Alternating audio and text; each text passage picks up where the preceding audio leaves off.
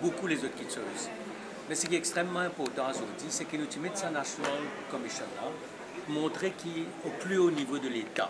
Parce qu'en France, c'est le président Chirac qui commence. Et les Nations Unies, nous devons montrer qu'il est dans sa volonté politique là, au plus haut niveau.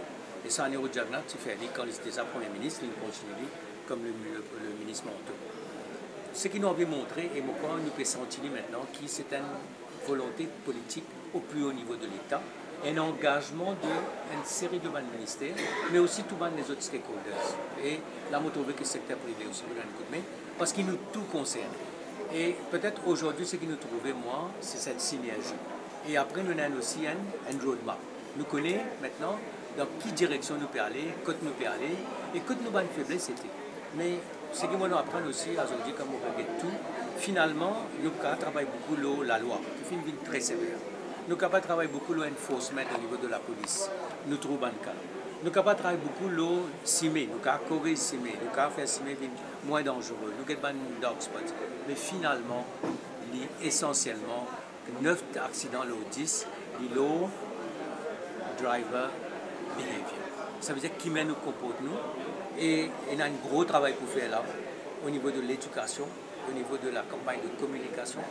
Mais aussi, moi, je pense qu'il y a un mot qui ne peut pas dire aujourd'hui, mais moi, je peux dire, c'est ce qu'on appelle defensive driving. Ça veut dire conduire en tenant compte des dangers qui sont là. Ou pas, offensive driving, c'est qui, en conduisant, on crée un risque. Defensive driving, c'est qui, en conduisant, on tenir compte de danger qui est là.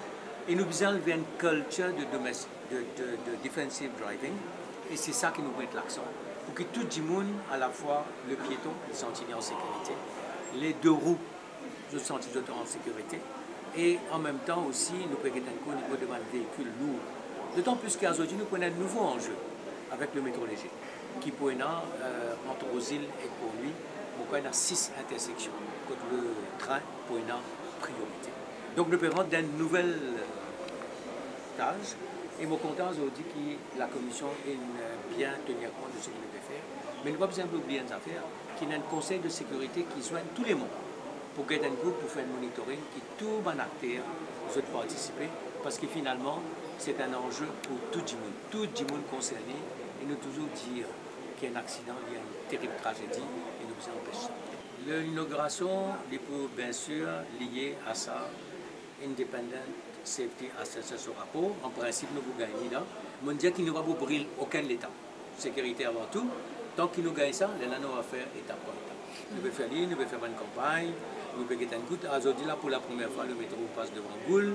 Après, nous prenons pendant plus qu'un mois, nous pouvons rouler, de sorte que tout le monde est habitué à sa réalité du métro et que tout le monde qui est à la fois piéton, de roues, utilisateur de voitures et tout, nous sommes habitués à sa nouvelle réalité-là. Nous vous mettons la police, nous vous mettons des temporary speed breakers, nous vous mettons une signalisation contre métro pour une priorité.